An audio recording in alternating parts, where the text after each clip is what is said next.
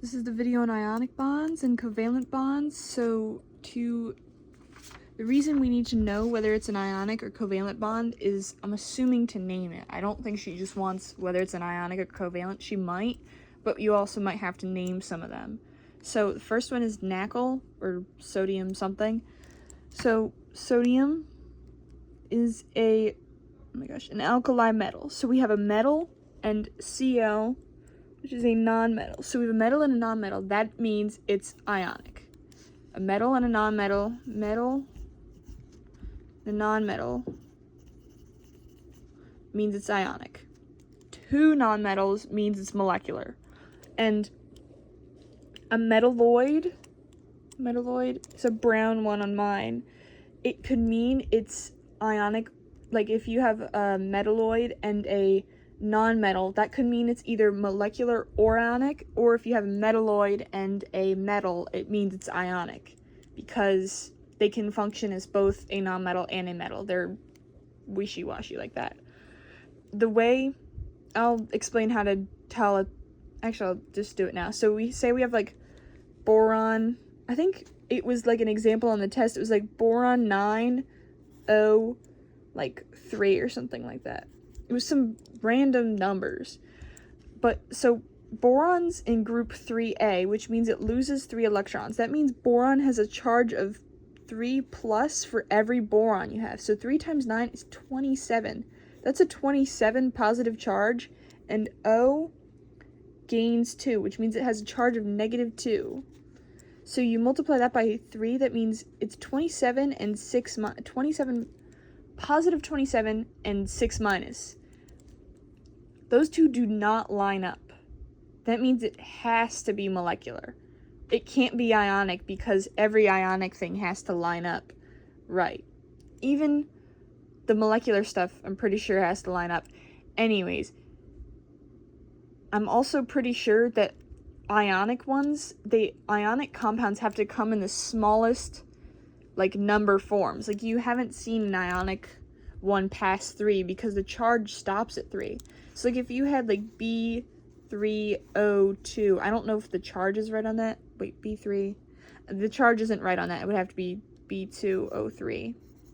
If you saw B2O3, like B loses 3, it's positive. So loses 3, and there's 2 of them. So that means 6 positive.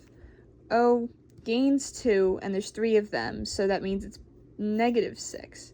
That cancels out. That would be an ionic. Also because the numbers are just really small. Like you don't get...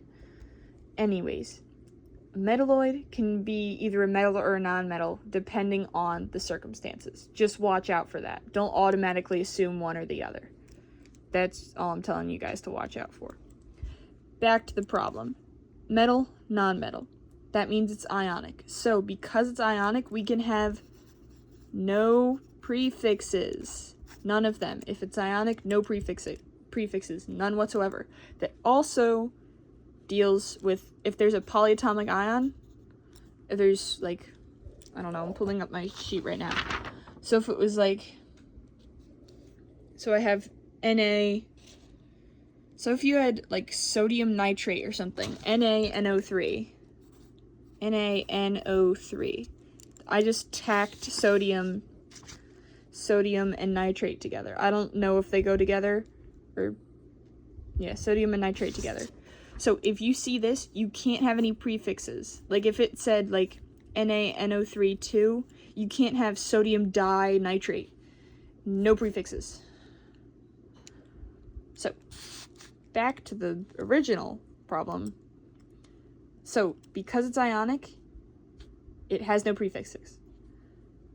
And because it has no prefixes, all you have to do is, like, chlorine is pretty sure is an anion.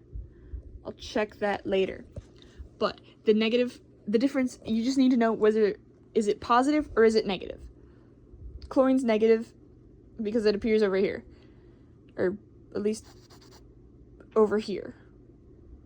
It's negative, so it needs an IDE on the end. The second compound needs an the second element needs an IDE. So, and then you just take the name of the first one. So we have sodium.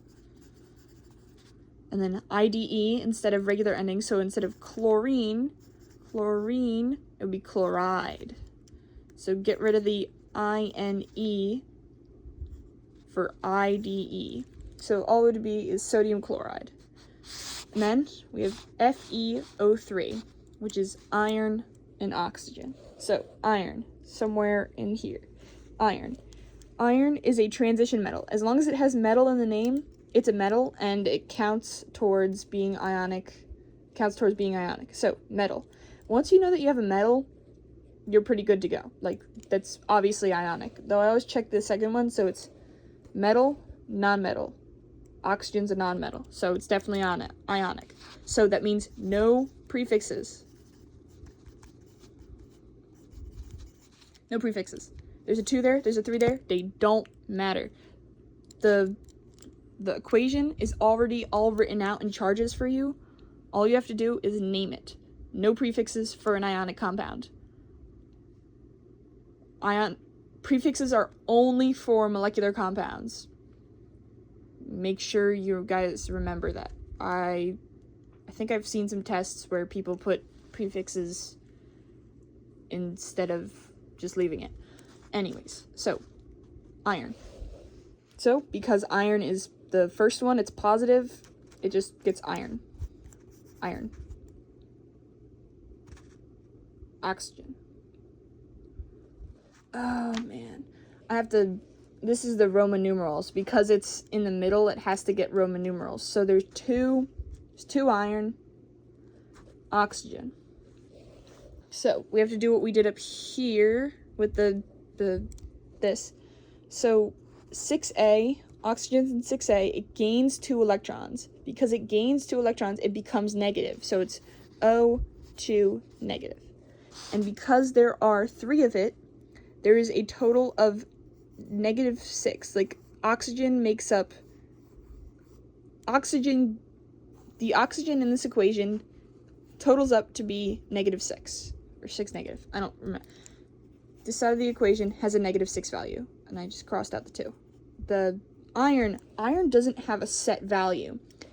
Like the metalloids, iron can, like, waffle between stuff, but not whether it's a metal or non-metal, whether it has a different charge. It could be iron 2 or iron 3. It can change. So we have to find out what the charge of iron is and then put it in a Roman numeral. So there's a -6 here.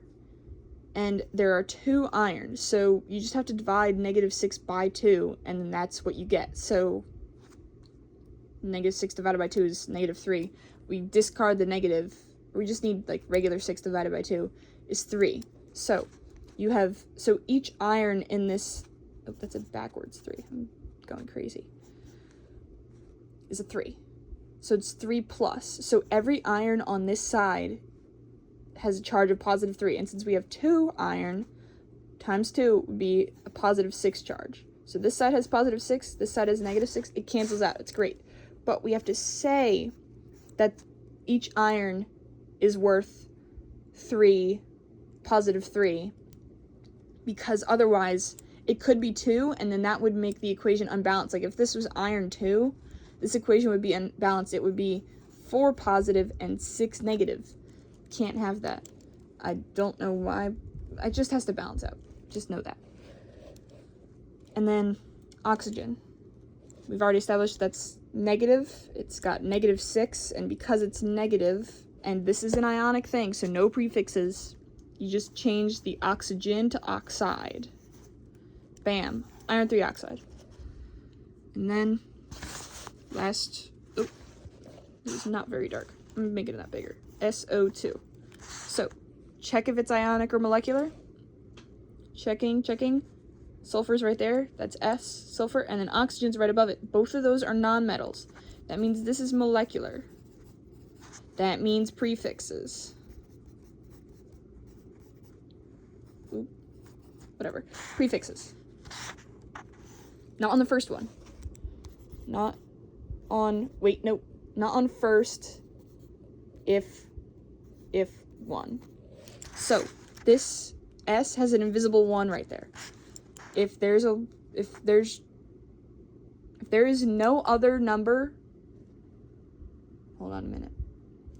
If there is not a number there, that means it has 1. If it has 1 or no number, then you cannot add a prefix. You cannot add mono on there.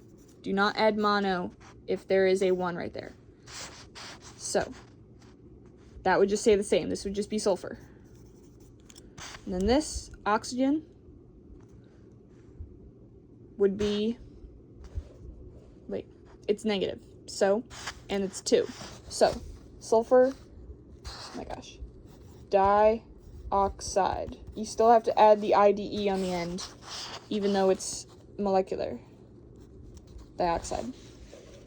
Also, it was proven this is a molecular thing, and those charges don't match up. So molecular compounds do not have charges that match up. So make sure you watch for that on the test. Like, is this compound molecular or not? If the charges don't match up, then it's molecular. If you're like wondering whether metalloid or not. Sulfur dioxide. That is it. Let me just make up one real quick. This has no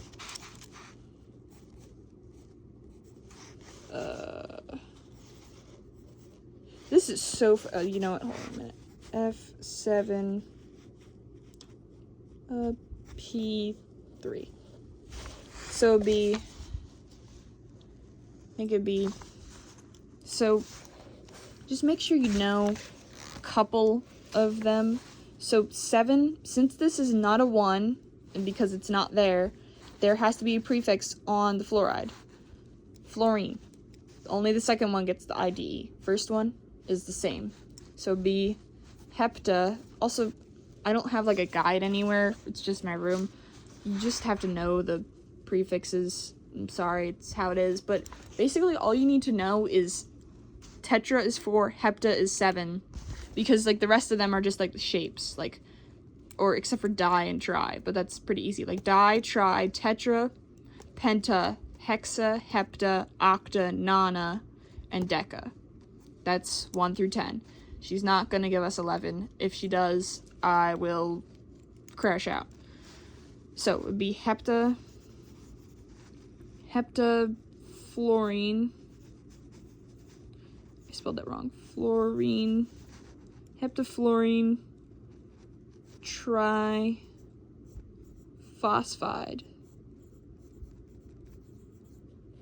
Heptafluorine triphosphide. Basically, the biggest thing is make sure you notice when you need to add prefixes and notice when you need to add Roman numerals. Because everything else is just replacing it with IDE, and you'll be great, guys. I believe in you.